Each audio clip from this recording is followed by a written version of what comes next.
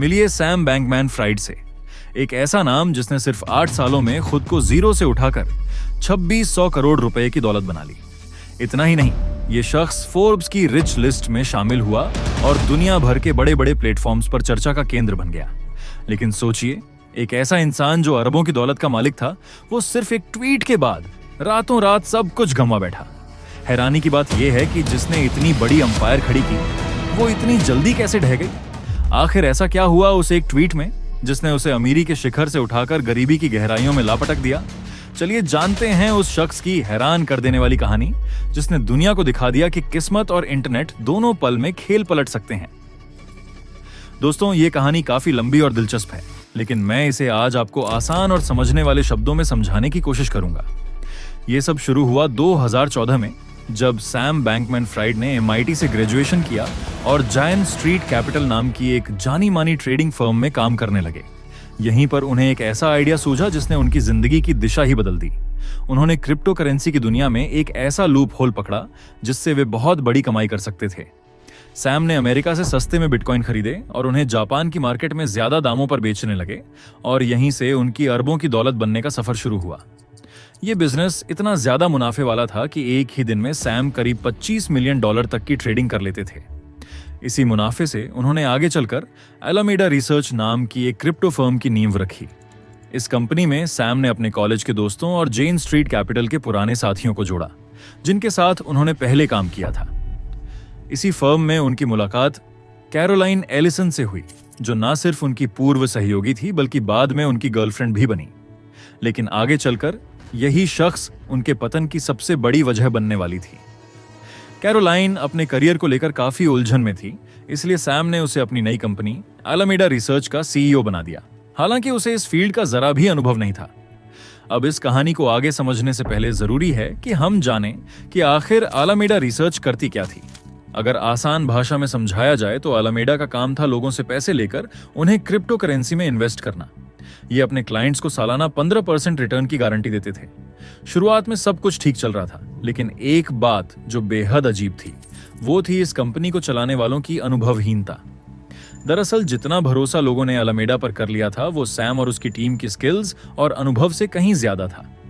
आखिरकार महज 10 लोगों की एक टीम, जिनकी उम्र मिड 20 के दशक में ही थी, उन्होंने अरबों डॉलर की जिम्मेदारी अपने कंधों पर उठा ली थी। सैम बैंकमैन फ्रीड को इतनी तेजी से आगे बढ़ने का जुनून था कि उसने 2019 में अपनी खुद की एक क्रिप्टो एक्सचेंज शुरू कर दी। अगर आप नहीं जानते तो बता दें कि क्रिप्टो एक्सचेंज एक ऐसा प्लेटफॉर्म होता है जहां क्रिप्टो करेंसी की खरीद और बिक्री होती है। आज मार्केट में हजारों डिजिटल कॉइन्स और टोकन्स मौजूद हैं, जिन्हें खरीदने या बेचने के लिए इन्हीं एक्सचेंजों का इस्तेमाल किया जाता है। एलामीडा भी क्रिप्टो एसेट्स में ही इन्वेस्ट करती थी, लेकिन इन एसेट्स को खरीदने या बेचने के लिए उन्हें दूसरी एक्सचेंजेस पर ट्रेड करना पड़ता था। अपने मुनाफे को और ज्यादा बढ़ाने के लिए सैम ने FTX नाम से खुद की क्रिप्टो एक्सचेंज शुरू की। इसके साथ ही उसने FTT नाम से अपनी खुद की क्रिप्टो करेंसी भी लॉन्च कर दी। ध्यान रखें, FTX उस एक्सचेंज का नाम था, जबकि FTT उस पर चलने वाली एक डिजिटल करेंसी थी। क्योंकि लोग पहले से ही सैम और उसकी काबिलियत पर काफी भरोसा कर चुके थे और उसकी दूसरी कंपनी एलामीडा रिसर्च में भी बड़े बड़े इन्वेस्टर्स जुड़ चुके थे, इसी भरोसे के चलते लाखों लोगों ने FTX पर अपना पैसा लगाना शुरू कर दिया। देखते ही देखते करीब 10 लाख यूजर्स ने FTX पर अकाउंट बनाकर ट्रेडिंग शुरू कर दी। हर क्रिप्टो एक्सचेंज की कमाई इसी बात पर निर्भर करती है कि उस पर कितनी ट्रेडिंग हो रही है। जब भी कोई यूजर कोई करेंसी खरीदता या बेचता है, तो उस ट्रांजैक्शन का एक छोटा हिस्सा एक्सचेंज को फीस के रूप में मिल जाता है। जैसे अगर आपने $10 की कोई डील की, तो उसमें से लगभग $0.02 एक्सचेंज की जेब में चला जाता है। शुरुआत में यह सुनने में मामूली लग सकता है, लेकिन जब किसी एक्सचेंज पर रोजाना $100 बिलियन से ज्यादा की ट्रेडिंग हो रही हो, तो उसका एक छोटा सा फीस हिस्सा भी बहुत बड़ी रकम बन जाता है।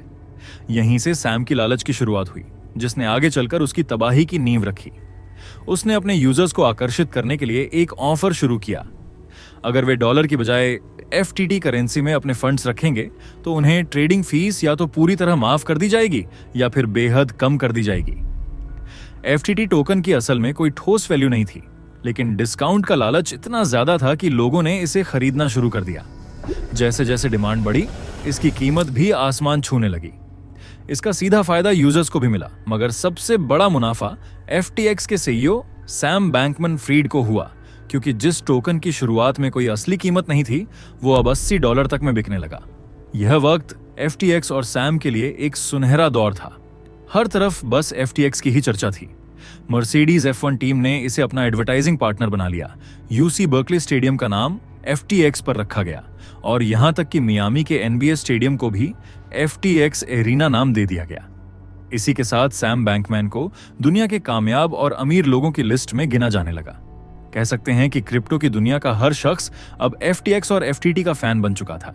लेकिन ये कामयाबी और खुशी चंद दिनों या महीनों की मेहमान थी, इसका अंदाजा किसी को नहीं था। अब यहां एक अहम बात समझनी जरूरी है। जब लोग अपनी मेहनत की कमाई एक्सचेंज पर रखते हैं और ट्रेड करते हैं, तो उन्हें पूरा भरोसा होता है कि उनका पैसा वहां सुरक्षित है। यानी जब भी वे अपना पैसा निकालना चाहें, तो वो आसानी से विड्रॉ कर सकें। इसी भरोसे की बुनियाद पर लोग अपने फंड्स एक्सचेंज पर जमा करते हैं। असल में आम हालात में सभी यूजर्स एक साथ अपने फंड्स नहीं निकालते, सिवाय उस वक्त के जब मार्केट क्रैश हो या महंगाई तेज हो जाए। इसी व्यवहार का फायदा उठाते हुए सैम ने यूजर्स के डिपॉजिट किए हुए पैसे चोरी छुपे अलग अलग क्रिप्टो कॉइन्स में इन्वेस्ट करने शुरू कर दिए। ये सब इतनी गोपनीयता से किया गया कि FTX और अलामेडा के अपने कर्मचारियों तक को इसकी भनक नहीं लगी। सैम को डर था कि अगर उसकी ये गैरकानूनी हरकत बाहर आ गई तो पूरा साम्राज्य ढह सकता है। सैम को भरोसा था कि वह ग्राहकों के फंड से ट्रेड करके मोटा मुनाफा कमाएगा और फिर वही पैसा वापस FTX में डाल देगा। लेकिन शायद उसकी किस्मत यहीं पलटने वाली थी। इसी दौरान अमेरिका में महंगाई तेज हो गई, जिससे लोगों ने अपने निवेश बेचना शुरू कर दिए और जब हर चीज गिरने लगी तो क्रिप्टो मार्केट भी पीछे नहीं रहा। सैम और उसके साथियों ने ग्राहकों का जो पैसा अलग अलग जगहों पर इन्वेस्ट किया था, वो लगभग पूरी तरह डूब गया। लेकिन इससे भी बड़ी मुसीबत तब आई जब यह खबर मीडिया तक पहुंच गई। दरअसल सैम की गर्लफ्रेंड और अलामेडा रिसर्च की CEO कैरोलाइन एलिसन ने वॉल स्ट्रीट जर्नल से एक वीडियो कॉल के दौरान गलती से यह खुलासा कर दिया कि FTX ने यूजर्स के फंड्स को अलामेडा को ट्रांसफर किया है। जैसे ही कस्टमर फंड्स का जिक्र हुआ, हर कोई चौकन्ना हो गया, क्योंकि ये वो पैसे थे जो FTX के ग्राहकों के थे और इनका गलत इस्तेमाल करना एक बड़ा अपराध माना जाता है। सैम ने मामले को दबाने की पूरी कोशिश की और पब्लिकली ये कहा कि सभी फंड्स सुरक्षित हैं और किसी को घबराने की जरूरत नहीं है। इस पूरे घटनाक्रम को एक शख्स चुपचाप मगर गहराई से देख रहा था और वही इस कहानी का सबसे अहम किरदार बन गया।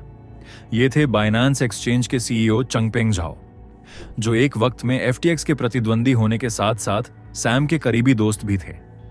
दरअसल जब सैम ने FTX की शुरुआत की थी, तब झाओ ने इसमें करीब $500 मिलियन का निवेश किया था।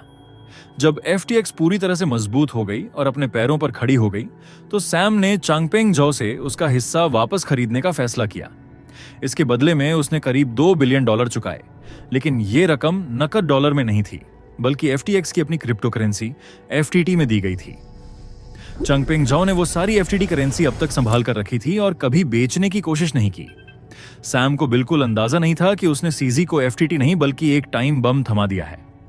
चंगपेंग के पास इतनी बड़ी मात्रा में FTT थी कि अगर वो एक ही बार में उन्हें बेच देता तो सैम की पूरी क्रिप्टो सल्तनत धराशायी हो सकती थी, क्योंकि ऐसी करेंसी की कीमत तो ऊंची हो सकती है लेकिन खरीदार बहुत कम होते हैं। मगर चंगपेंग ने ऐसा नहीं किया। शायद वो सालों से सही मौके की तलाश में था। जब ये पूरा मामला मीडिया में तूल पकड़ चुका था, तभी 6 नवंबर 2022 को चंगपेंग झाओ ने एक ऐसा ट्वीट कर दिया जिसने सैम की पूरी क्रिप्टो साम्राज्य को सिर्फ हिलाया नहीं बल्कि जड़ से उखाड़ फेंका। उसने ट्वीट कर कहा कि FTX में करप्शन की खबरों के चलते हमने अपने FTT टोकन बेचने का फैसला लिया है। हालांकि चंगपेंग झाओ ने अभी तक अपने FTT टोकन बेचे नहीं थे, लेकिन उनके एक ट्वीट ने ही क्रिप्टो वर्ल्ड में हड़कंप मचा दिया। FTT रखने वालों में घबराहट फैल गई और उन्होंने तेजी से टोकन बेचना शुरू कर दिया। वहीं FTX के कस्टमर्स ने भी घबराकर एक्सचेंज से अपने पैसे निकालने शुरू कर दिए।